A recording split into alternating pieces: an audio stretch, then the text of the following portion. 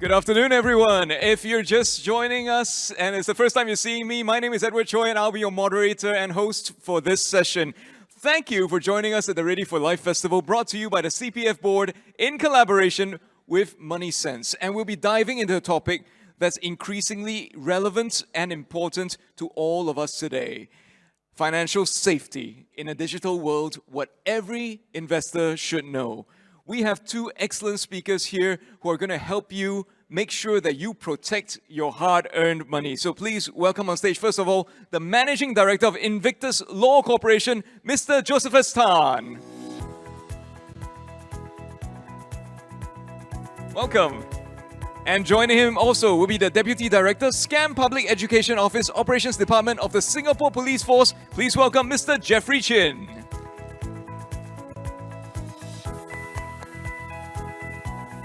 Thank you, gentlemen, for joining us. So, very quick sort of introduction to their background. Jeffery leads the Scam Public Education Office at SPF, focusing on community outreach and anti-scam education. You've got 18 years of experience as a forensic psychologist, right, in various home team roles. So, you've worked on investigative interviewing, threat assessment, and crisis negotiation. So, Jeffery, safe to say you've seen quite a bit through the years. Well, it's been an interesting journey. And of course, he's been joined by Josephus. Josephus is the Managing Director at Invictus Law Corporation. You've seen him in the papers, of course, providing legal insight into scam cases and victim support. Josephus, can you tell us a bit about yourself also? Me, I help bad people.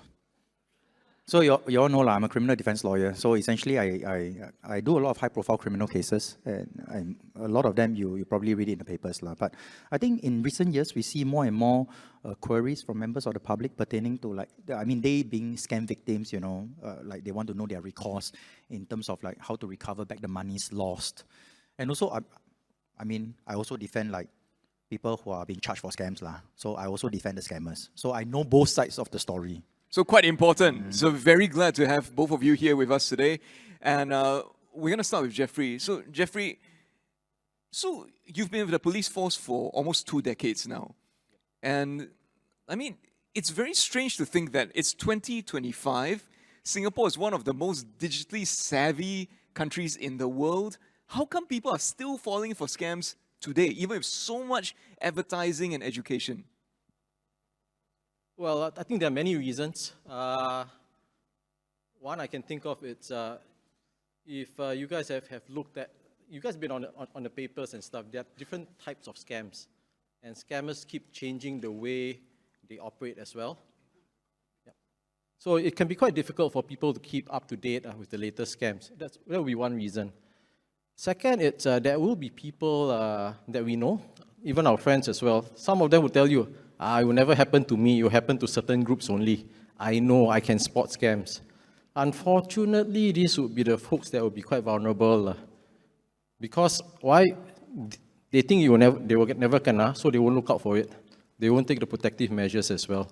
So some people have that overconfidence mindset.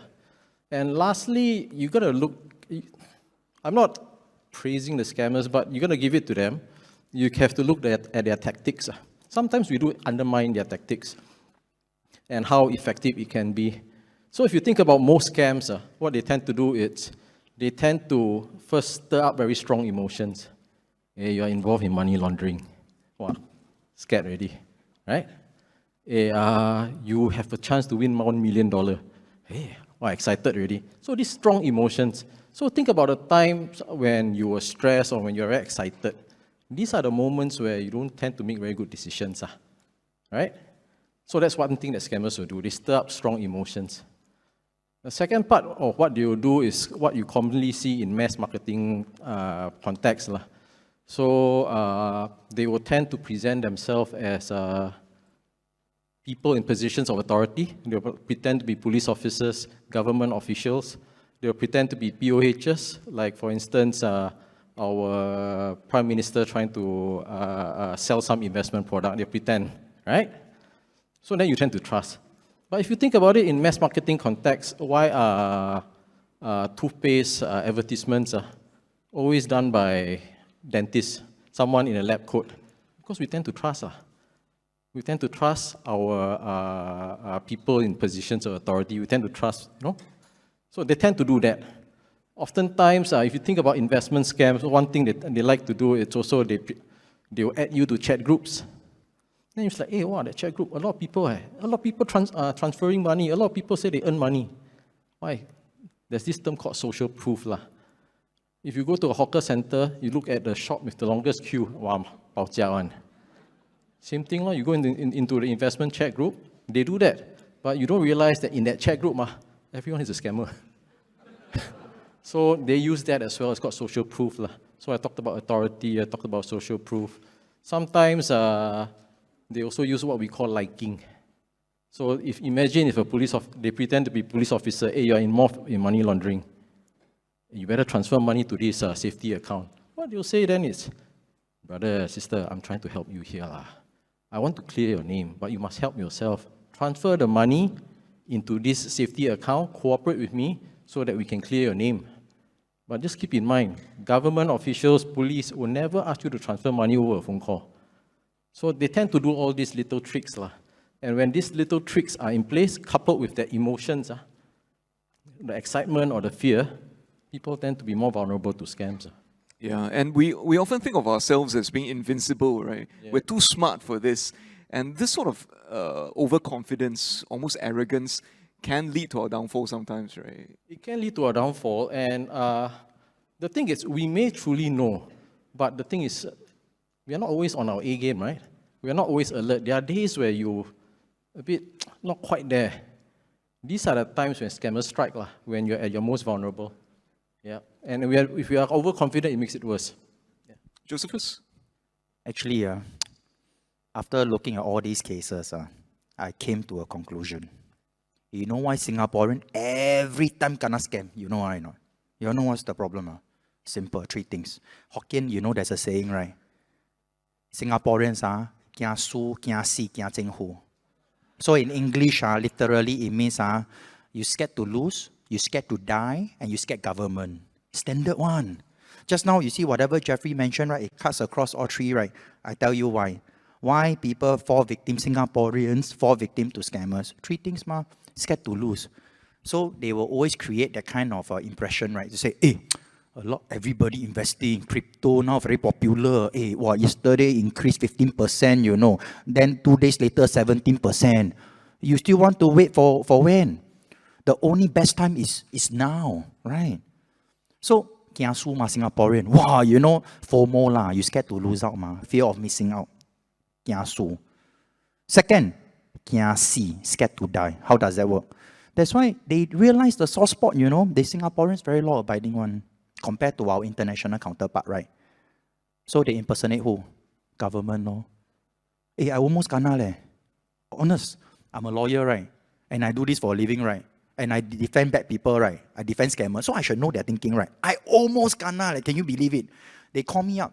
Because I thought if you call me up, you tell me love scam, you want to be my darling, of course I don't believe, right? Yeah. But I also Singaporean, so they impersonated who? HSBC first, okay? First and foremost, if you know me, one thing I really don't like, I don't like to owe people money. This is a personal thing. So the bank suddenly call me up, HSBC, Singapore only a few banks, right?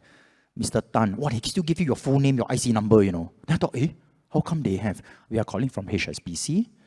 There's an outstanding amount of $200+. I was like, outrageous. How can this be, you know what I mean? I never owe anybody any money. Impossible, I really hate that kind of feeling. I say, no, sir, because of this, of that. Then I say, never mind, it's okay, because now it's very serious, we have to put you on the alert list. Now we have to float it to MAS. I thought, MAS, Zinghu. You see, the other element coming, scared government. I thought, bank, never mind. Now government, Singaporean instinct kicked in. I thought, yeah, maybe it's serious. What was the thing that gave it away? The acting no good. They said, sir, Mr. Tan, I transfer the call over to MAS. At that moment, right, I think that is where I think they lack of resources. They just... I can hear the background sound, he's talking to me. Transfer it. Press the sound. Press the sound. They make the sound literally like... Then I was like, Hey, hello, what is this? Then I was like, hello? Sir, transferring. Hey, quick. They think I cannot hear you. I said, okay. So after that, the other person pick up. Then sound identical, but speak with a more refined English. Yes, this is Officer Ryan speaking from MAS. I say, bro, you are the same person. He say, hey, hello, I can hear your tu. Then he stunned for a while. He said, no, this is Ryan from MAS. I said, hey, don't bluff lah. I said, hey, I almost believe, but I can hear your tu, don't be a joker, can? Then I scolded him. I said, hey, please, I'll call the police. And I stepped out the phone. Wow, I see be angry, I was like, wow, how dare you? So I got scolded by the scammer, when I exposed a scam, in my office. Then, okay. But ladies and gentlemen, very important. So, handphone number, they use the Tai Kong Xian, they call it, basically. It's a fake line. So, register that line with Scam Shield. Very important. Okay, so I registered that number. Yeah. That was my experience, by the way. Thank you for sharing that. I'm going to go to Jeffrey now. Yeah, round of applause. Yes. That's a great story. Jeffrey, I can just add one more point as well. Just keep in mind, we are not that advanced. We cannot transfer calls. I cannot transfer to MAS. MAS cannot transfer to police. Bank cannot transfer to police also. So we're not that advanced. So the moment you hear, I'm going to transfer your call to the police, you can do what you say, my lie lah. Yeah? So, Jeffrey, actually, as Josephus mentioned, he mentioned Scam Shield, which actually is a very important part of all the different things that the government has to help protect our citizens from scams, right? Can you tell us about some of the practical steps we can take to make sure that we can protect ourselves? Well, first, maybe I'll just talk about Scam Shield. Anyone heard about Scam Shield? Wow, that means the education is working a little bit. Thank you. So, the thing about Scam Shield is there are 4 products under Scam Shield. One is the Scam Shield app. What does the app do? Essentially, once you have the app installed on your mobile devices, your mobile phone, what it does is it just blocks scam calls from coming in. And when you've got any scammer SMS that come in, then it will tell you, hey, this one potential scam, likely scam. Will it block everything? Not really. But I think from my own experience, maybe you get a 50-60% reduction in the calls, 50-60% reduction in the numbers. It doesn't mean it's not good. It's quite a lot, 50-60%. Not bad already, compared to you keep getting all the scam calls and the SMSs every day as well. So that's one, the app. Second, it's the helpline 1799. It's available 24/7. All you need to do is just a call, and then you are brought through an online menu, a very short menu. Then if you want to speak to the operator, then you just ask the operator, I encountered this one unya bo. Is this a scam? The operator will just maybe ask you for more information, tell me more about the situation, and then they'll advise you, hey, this one, I see all the red flags, all the stars are aligned, likely scam. So that's another purpose of that's the purpose of the helpline. Call and check whenever you're unsure. It's 1799, the number is 24/7 as well. Third one is join the social, what we call a social alert, like a social media channel. It's on WhatsApp. Once you join, you get the latest updates about the latest scams. And lastly, there's the website where you can actually just go and read at your own time about the latest scams. So that's Scam Shield itself. How can we better protect ourselves from scams? I think the key thing is really must have the right mindset. If you think that you never kena, it won't happen to you, you won't protect yourself. You'll be like, So first thing is have the right mindset. It will happen to me. It happens to everyone. Have a bit of humility. Have that humility. Yeah. And also, the people, unfortunately, that we have seen it happen to, actually is from all walks of life. So have that humility. Second is know the common scams in Singapore. You cannot possibly know every single scam. But the common ones are actually quite clear. There's the investment scam. And it happens usually one of 3 ways. One way is you meet someone, you build that friendship with someone, and one day, you have never met that someone before. There's someone tell you, hey, I got Kang Tao. Invest. Come lah. Then you end up investing. If you have never met that person before, don't trust. Do your own homework first. learn about the investment and all. So investment scam, this is one type. The other common type is what I've just shared just now. One day out of the blue, suddenly you just get added to a chat group and everyone earning money. Once you get added to chat group on Telegram, I would say 99.999% fake one. Just report or just delete lah. And the last one is you go and surf on social media, you come across investment. More importantly for that one, make sure that that offer is regulated by MAS lah. So do your own homework. So that's investment scam is quite common. Once you know roughly how it works, you are kind of better protected lah. Second type is the Cheng Hu one lah. Cheng Hu call you, the bank call you. Now recently also got insurance company call you. Say that, hey, you involved in some crime, money laundering. Then what they ask you to do, transfer money to a safety account in order to prove your innocence. The moment you transfer the money, very sorry, the money move very fast. Once it goes out of the country, it's gone. It's very hard to trace back. But that's the second most common one. Just keep in mind, we are not that advanced. We cannot transfer from one department to another one. And second, it's government officials like Cheng Hu will never ask you to transfer money over a phone call. We will usually ask you in person, or there'll be some official way of doing it. Yeah. And if in doubt, they can actually call the government agency or the police to double check, right? If not, just call 1799. Just say, hey, I'm not sure, I'm going to hang up, I'll call 1799. So know the common scam types: government official, investment scam, and the third one is job scam. Usually comes through WhatsApp or you see social media. But this kind of job scams, usually they'll say, hey, you pay some money first in order to secure a job. In order to get a job, you must pay money first. I got a job like that one. Don't have lah, right? So I think if you know these three types, you'll be quite safe 50% of the time, because these are the more common ones. Thanks, Jeffrey. Josephus, anything to add? Otherwise, I'm going to ask you the next question.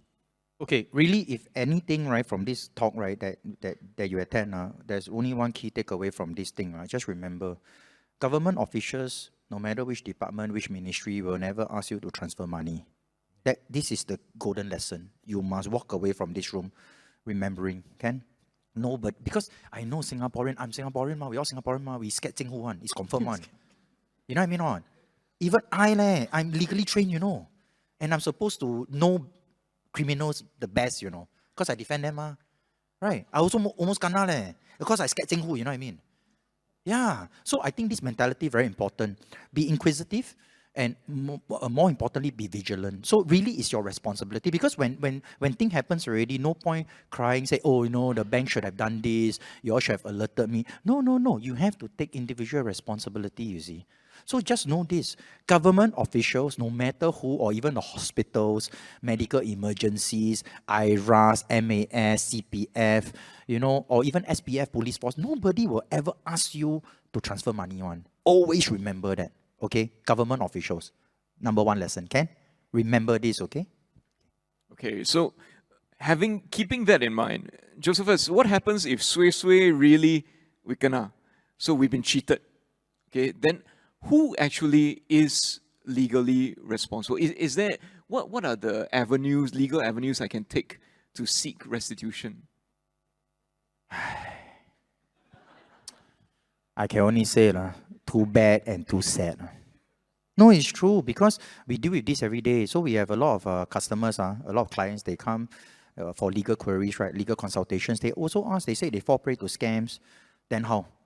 You see, if locally, if let's say the scam happened locally, right? We talk about the low-level kind of scams, whereby, it's investment type lah. Somebody asks you, say, you want to invest in this business or not, transfer 10,000 over. So you actually know the person. You met up with the person. Yeah, what I call the local cases, I think it's easier because you know where to find a person. Maybe there are certain details that you have, whether is it a registered, a shell company in Singapore. All this we can trace. As a law firm, we can always launch a civil suit. We can sue the person, blah, blah, blah.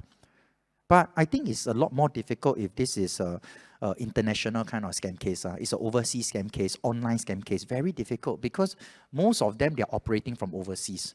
So like what Jeffrey mentioned, once the funds has been transferred, right, it moves very fast. It goes out very fast. And if you all remember, there was a very big case involving the OCBC case, we call it, remember? There was a breach, right? So that time, if you ask me, sure, it was so big and, government stepped in, So a lot of people lost their life savings, But I think that was where the nation woke up and said, hey, look, wow, this is serious. Huh? But what about those cases outside of the bank? That means you directly transfer one through the scam caller. Even worse. Do you even know his real name? Some of them, they say, oh, by the way, my name is Ryan. What makes you think he's really Ryan? Ryan from where? He can even give you his identification. What makes you think he's real? So it's very difficult. You know what I mean? Once money out online, that's it. There's no way to trace it back. So even if you get the lawyer, what can the lawyer do? The arms of the law is not so far-reaching. It cannot cover the entire globe. Let's just put it this way. Yeah, of course, in papers, we have seen some very successful cases whereby I think there is a cross-border coordination between Singapore, Malaysia, or some other governments, right? At that level, yes, only in certain cases, okay, but not all the time. In fact, most of the time, when it's lost forever. Just to add on, the moment it goes out of Singapore, it's very hard to trace back. Because what happens, it goes through multiple layers of bank accounts as well. And more recently, any government agency say, hey, go and buy crypto and transfer to me. They're on red flag already. So increasingly, they're dealing in crypto as well, the scammers. Because it moves faster, it's harder to trace as well. So if you hear any government agency, crypto, confirm scam. Jeffrey, I'm going to come to you for the next question, because I think one very practical way in which we can deal with these situations is to report it to the authorities. So on a practical standpoint, my first thought is, I just got a scam call. I rejected it. Should I be making a police report about it? What's the best way I should go about to report this? Because I want to do something, right? Yep. That's probably my mentality. I know this is a scam. I have this phone number. What should I do? Well, it depends on, touch wood, whether you have lost money. If you have lost money and you have given your bank details, your bank login details or credit card details, don't call the police first, call your bank first. Because the bank will freeze the account, and then you call the police. Right? So that's if you lose money and your bank details, your credit card details are compromised. If you unfortunately if you have not lost money, but it's a scam encounter, we get scam messages every day, we get calls sometimes as well. What I suggest that you do is share it with the Scam Shield app. Because what we do back end with the Scam Shield app, together with NCPCA and the other stakeholders, is we actually trawl through all these reports. And then we can take more proactive actions against scams. We can block the numbers. We can actually, if it's certain messages as well, we can make sure that they don't come in for Scam Shield subscribers. So if you receive these encounters, but you have not been scammed, just share it with the Scam Shield app. Josephus? Okay, but this is my personal thing. Don't copy. Don't follow. I tell you, after what happened to me the last time, I'm very angry, until now. So every time that I cannot scam call, right, do you know what I do? I call back. Then they put down, right? Then I call again. Then because I got office, so I got office phone, right? So I put 5 office phone on my table. No, serious. That's why I said you all don't do it, It's just my way of pranking them, Since you like to harass people, cheat people, right? Then I harass you back. So I put the number on speed dial. On all my 5 office phone, right? Then I press speed dial, Then I'll call them all the way from morning, 10 o'clock when I reach office. Then I'll just press, call until they shut the phone. Then I'll just keep calling until they're on the phone again. I keep calling all the way until I knock off work at 6 p.m.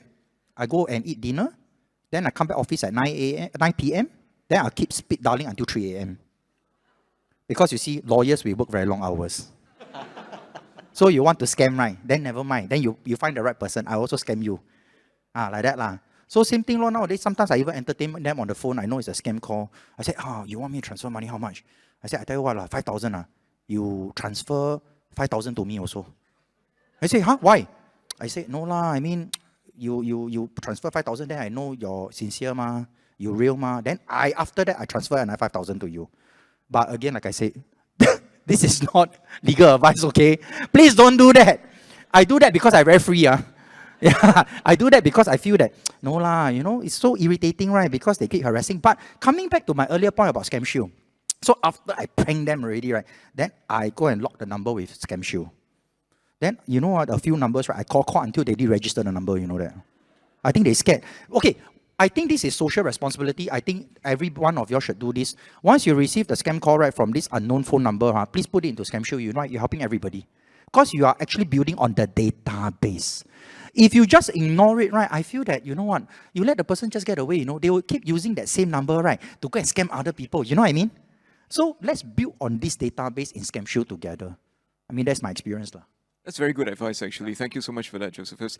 Folks, you also have the opportunity to ask them questions. We've got quite a few here already. We're going to put the Menti code back on. So scan the QR code, head to menti.com if you have questions for Jeffrey and for Josephus. So you have the Singapore Police Force viewpoint and also from the lawyer's viewpoint as to whether we can help you with certain issues. But I say first, no free legal advice. No free legal advice. Don't ask me my case how. I know.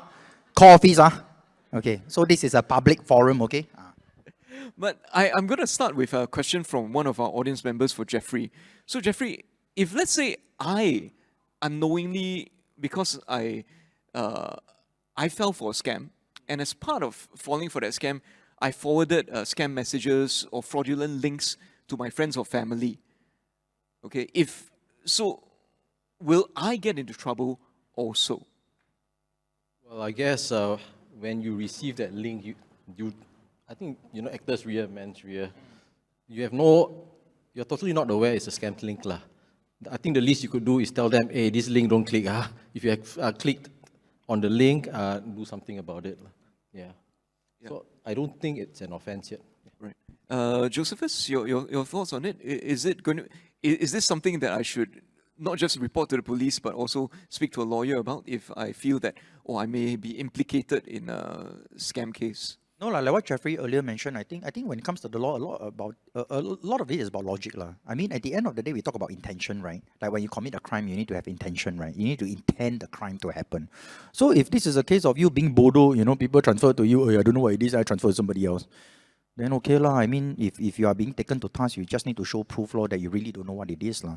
Because to be fair, on the ground we have seen some cases, not the online kind, investment cases. Like, you know lah, your nephew say, hey auntie, I got this investment in Bangkok, this policy you buy, 10% return, right? Then you thought, since my nephew doing it, my other siblings doing it, why not I just throw in 5,000, 10,000, right? So basically you invest in something that you don't know, but on the reliance of your relative ma. But end up, it was a scam. Money lost. Then you know what? Of course, everybody is upset lah. Point fingers lah. The auntie go and lodge a police report and point fingers, say, actually the nephew is part of the syndicate. And then the nephew came to me, say, then the police investigated. The nephew said, now the police asked me, like, investigating whether I'm part of it. Like I'm a scam meal from Thailand. So my advice to him was that, did you know or not? He said, no, I have proof that I myself am a victim. I put like 50,000 of my own money. I asked my auntie to invest 5,000 only. I lost my 50,000. It's not logical, right? So he himself happened to be the victim also. So I said, if that's the case, you need to show proof to the police that you yourself, you are the victim. You are not part of the syndicate, you see. So just to share an example of how sometimes things can be a little bit more complex, you know. Actually, related to that point, Josephus, if part of that scam, as part of the scam, I signed a contract or legal agreement that I later on discovered to be fraudulent, is that contract or legal agreement still legally binding? Void. Illegal contract is void. It's definitely void one. It's not legally binding in nature if it is illegal in the first place. So in that case, if the scammer is like, I got black and white, you signed for this, so you have to give me the $10,000 that you promised me, actually you can say to them, no, this is absolutely not the case, right? Very good question. Hey, okay. So ladies and gentlemen, if the scam reach that level of sophistication, okay, we have seen some also, we have heard some, they let you sign black and white. My advice to you is this, no rush one. You say, okay, thank you for the black and white. I need to check with my lawyer first. So they say, oh no, cannot lah. Hey, by 10 o'clock lah, if not the kang tao, the lobang no more. Come on lah. Then it's all depending on God ma, right? It's fated one, this kind of thing. Chill, tomorrow I let you know. then go and seek a legal advice first. Let the lawyer vet through the contract first. So, as with any contract, employment contract, tenancy agreement, especially investment contracts, very technical in nature. I suggest you go and buy yourself some time. Don't FOMO. Let the lawyer vet it before you sign on anything. One very common scammer tactic across the different type of scam. You do it now. Limited time offer, next 1 hour. You don't do means you lose this lifetime opportunity. Standard scammers tactic lah. But you can also see this in mass marketing context lah. So be careful about all these limited offers that come out of the blue. So Jeffrey, I'm going to come to you now. This is a question from one of our audience members here. And as a psychologist, I think this is something that probably you can give us some advice on. If I think that someone I know is getting scammed and they're unconvinced, they don't want to listen to me, whether it's a friend or a family member or loved one, what should I do? This is a really good question. I would say be gentle. If I've seen instances, very unfortunate, of love scam victims. For them, they thought that they found someone. Day and night, they are talking to that someone. A relationship has been formed. And if you think about your first relationships, when the early stages of a relationship, there's a term for it called honeymoon, right?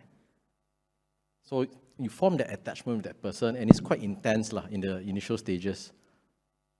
And because you talk to that person day and night, after a while, that attachment is so strong that sometimes it's very hard for someone to tell you, hey, don't be stupid, wake up.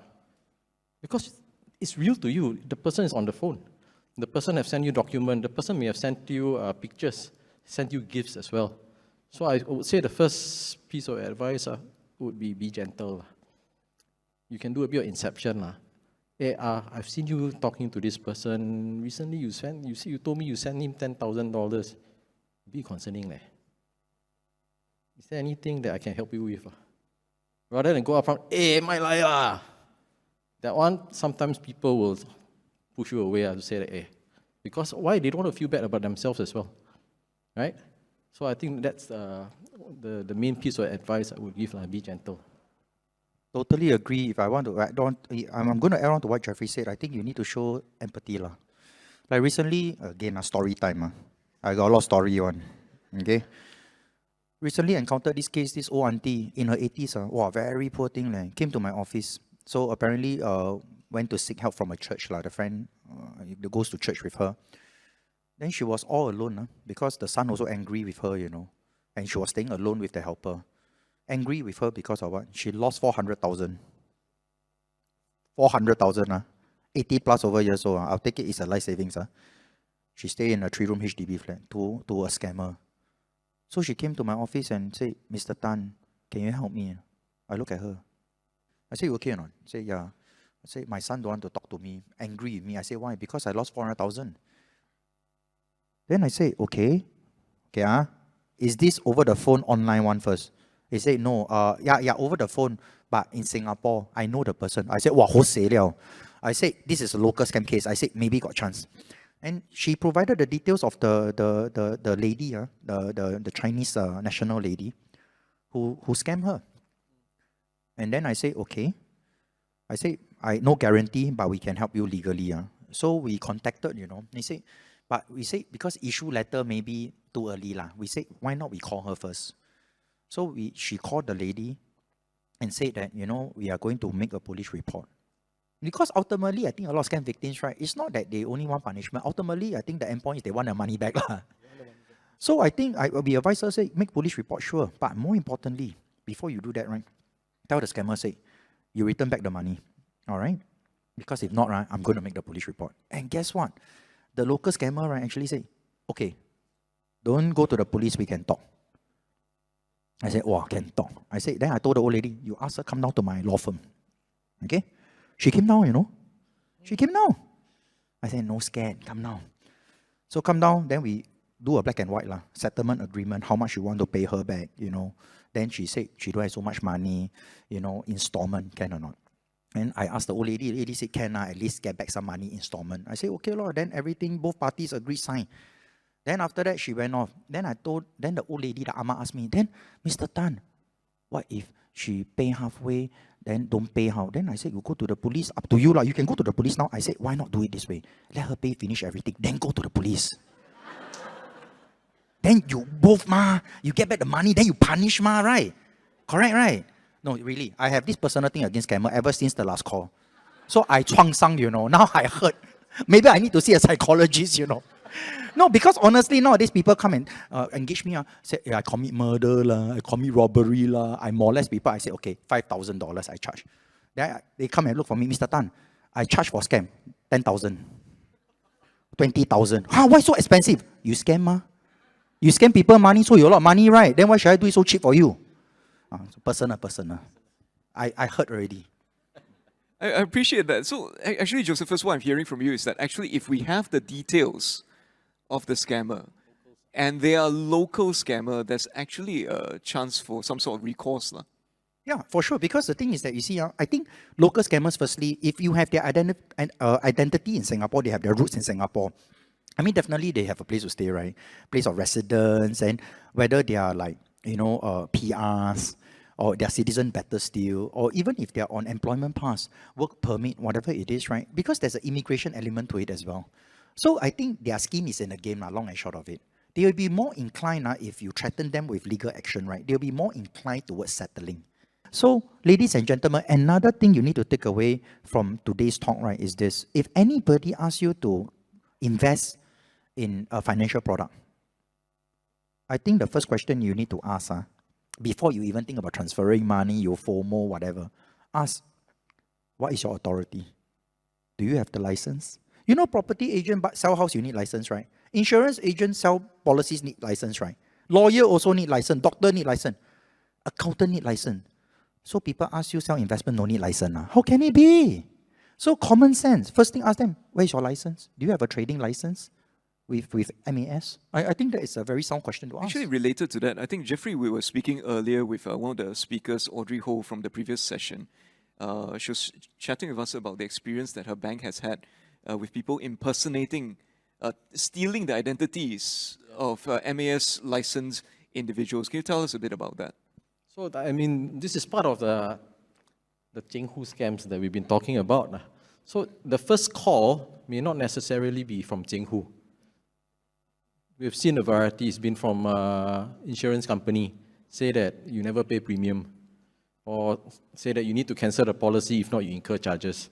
So, insurance company, so scammers have impersonated them. Banks are quite common. MAS also quite commonly impersonated. And usually how the call works, then you get transferred to usually police or MAS, and then they threaten you to say that, hey, your account quite suspicious.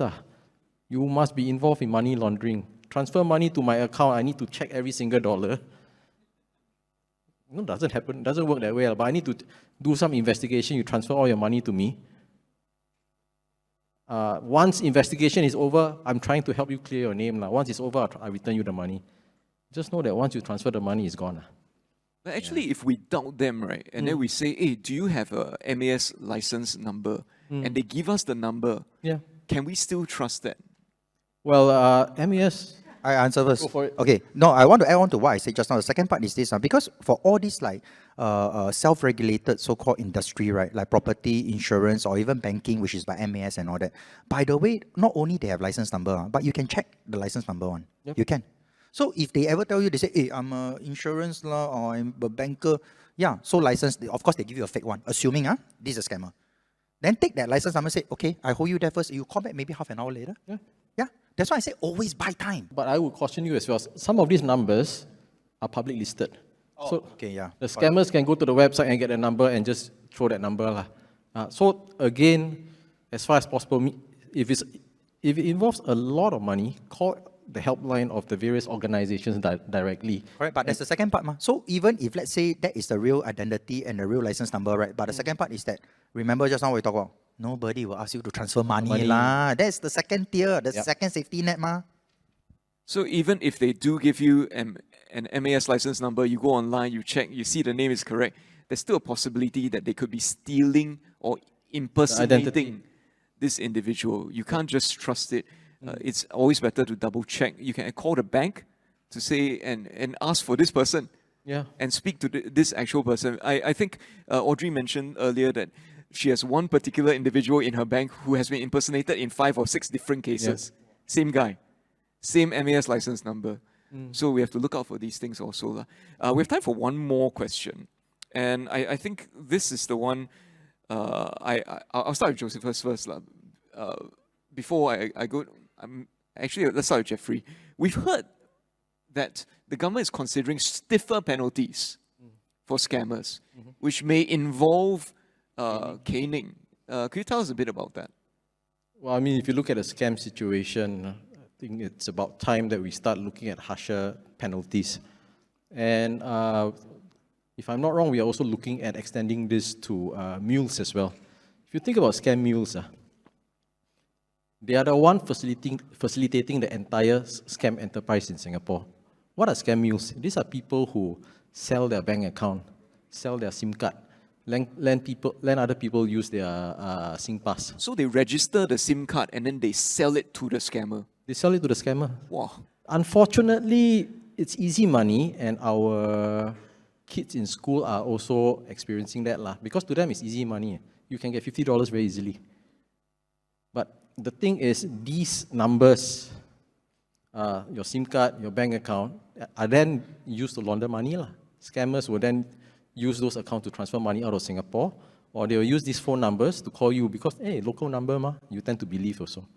So it's time that we look at something harsher to deter scams and scammers. Thank you. Josephus? Yes, my favorite question. Yeah, we should cane them. If need be, torture them. No. But the thing is that I really think that it's a step in the right direction. I think the recent parliament announcement, right, I think is absolutely right. Just like how some of you will remember more than 10 years ago when there was a surge in Along cases. Along, go and pour paint, set fire, all this, right? It was very rampant.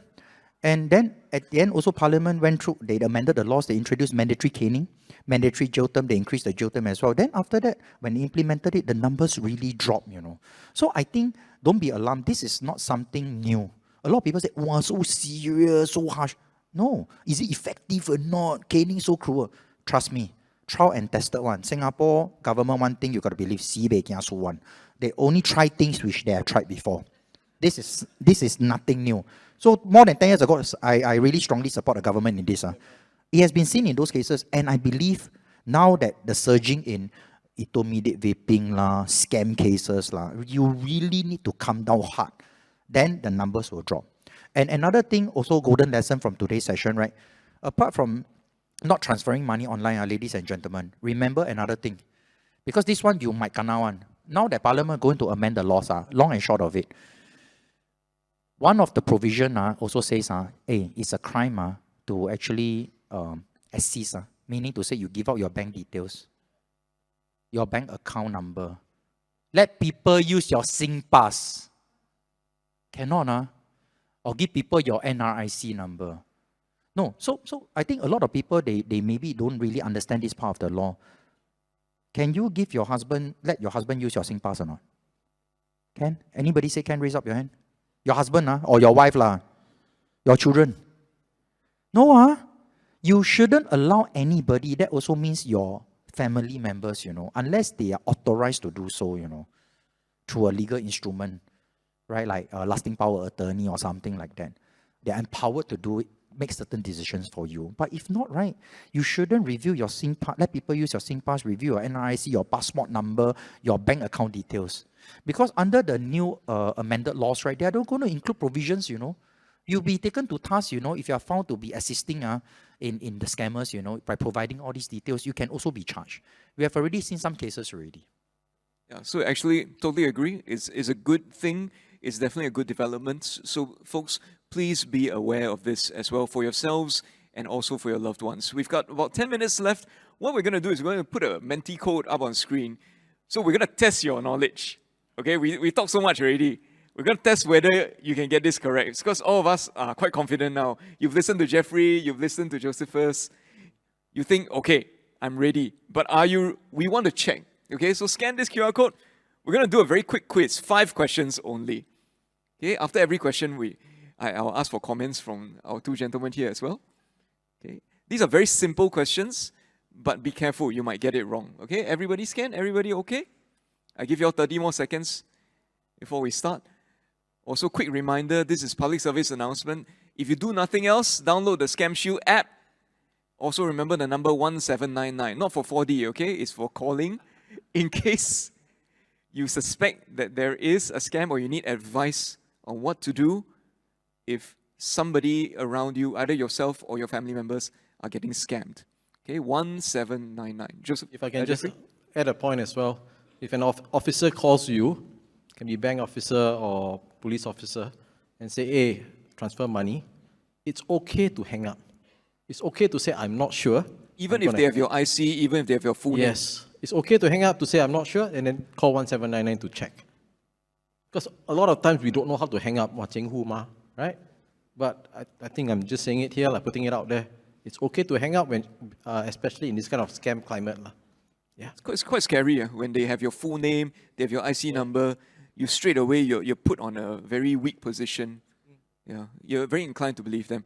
Okay, thank you to the 170 of you. I'm sorry about the 2 and the 1, the 3 of you who That's what answered wrongly. I think you're just testing, okay? But yes, if a friend recommends an investment to you, the first thing you should do is check whether the entity is regulated. Okay, don't just test water because their money is gone. True story, okay, my friend in Australia who often asks me for investment advice, after I told her 1,000,001 times, go open an account with a broker, she invested her money with a scammer. I told her, literally, I have it on record, over 10 times I told her, look for this broker. All these brokers are listed in Australia, in New Zealand, where you live, okay? They're very reliable. No, she lost $500 to a scammer because of that. So even if you think you know, actually, you need to double check. Okay, and please don't share the good tip with one friends. The 2 and 1 can bring behind for counseling or not? Yeah. Raise up your hand later in private. No, they misclick, they misclick. First question. No, if you want later, you approach any one of us for counseling session, okay? Okay. Okay, let's move on to the second question. Next question. Someone contacts you saying they're from the bank, they want to introduce a financial product to you. What should you do?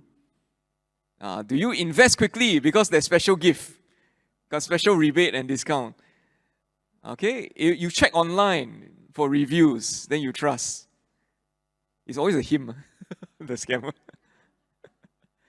Or if you check if he's listed on the MAS representatives register and verify using official ID. Yeah, we did mention this earlier. Very important to double check if this person is licensed and listed.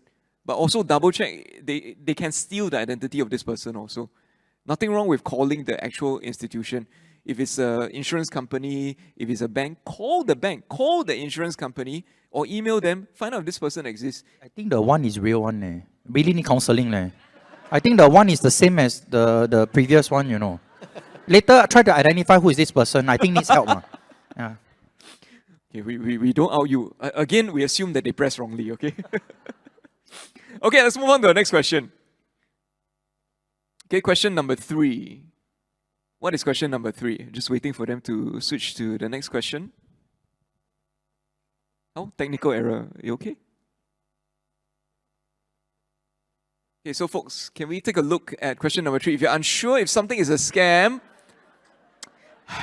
Hey, I'm now concerned, you know. Who is the 1 and the 2 person?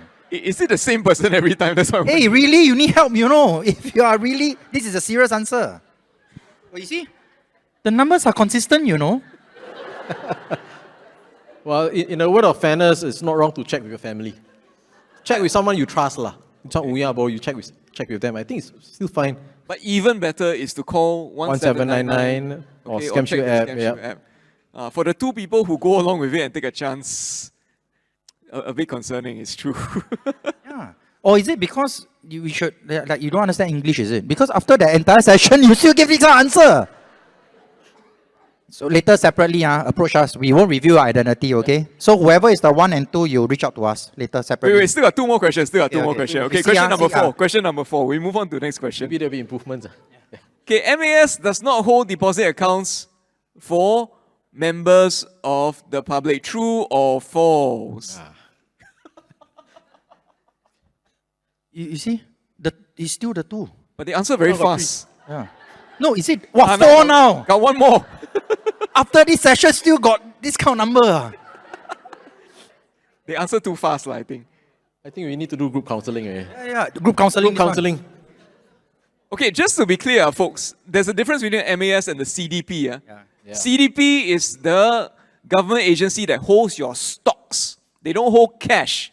They hold your stocks, your bonds, all your financial instruments and investments. So that's CDP. MAS, Don't hold money. they don't hold money at all. Okay, they don't have. So if somebody tells you to transfer money, as Jeffrey and Josephus have said, absolutely, it's a big, big red flag. Okay, all the alarms should be going off. Okay, so now the 7 of you, remedial lesson. Final question. Let's take a look at the last question. Yeah, true or false? Government officials will never ask you to transfer money or disclose bank login details. This one, actually, the bank login details thing, it's quite a problem, right? Yeah, bank login details. Just think about it. It's as good as giving people the key to your house. You know, you give away your login details. People can just access your bank account. I've heard of friends who, like business owners, for example, who give their bank login details to their staff to log in for them, you know, and it's not just one staff, there's like 2 or 3 staff members who have the bank login details. I want to ask about that. I mean, obviously it's not very safe, right? You must really trust your staff. Yeah. Not just that, I mean, if something goes wrong, Yeah. Yeah, we have also heard cases like that, real life cases. So again, like I said already, it's not about trust. Sometimes it's just about common sense. At the end of the day, I know sometimes the employee can be working with you for 30 years. Yep. You know, they know your 大小事, you know, they know everything about you, they handle everything for you. But really, still back to the original advice, right? Back to basics, right? Do not reveal SingPass, IC number, passport, Yep. you know, and bank details to even your family members. Right? So don't even say your staff, really, no matter how long they work for you. Because sometimes they can work for you for 30 years, but maybe in that moment of weakness, maybe because of their own personal circumstances, they decided to maybe do something illegal. We have seen these kind of cases in real life. A lot, you know, they have been a loyal employee for 30 years. But end up, right, is that moment of folly, maybe because their family needs money, right? They decided to do this, to use the boss's details to go and cheat money or, you know, scam the company's money, yes? Okay, so before we go off, I do want to let Jeffrey and Josephus share some final thoughts with the audience. Is there anything else that we haven't particularly covered today, or something that you'd like to re-emphasize to the audience? We'll start with Jeffrey. I would just cycle back to having the right mindset. Number 1, don't be complacent. Everyone is vulnerable. There is no, so far we haven't seen any demographic groups that haven't, age group also that hasn't been spared. I think the youngest we've seen is quite young as well. So anyone can kena. Second, know the common scam type. If you know investment, government, and the job, these are quite common in Singapore. And lastly, take your protective measures. Scam Shield. Once you install, remember to activate. If it's not activated, it won't work as well. And whenever you are unsure, take a moment, stop, check. Call 1799. Thank you. Thank you, Jeffrey. Josephus?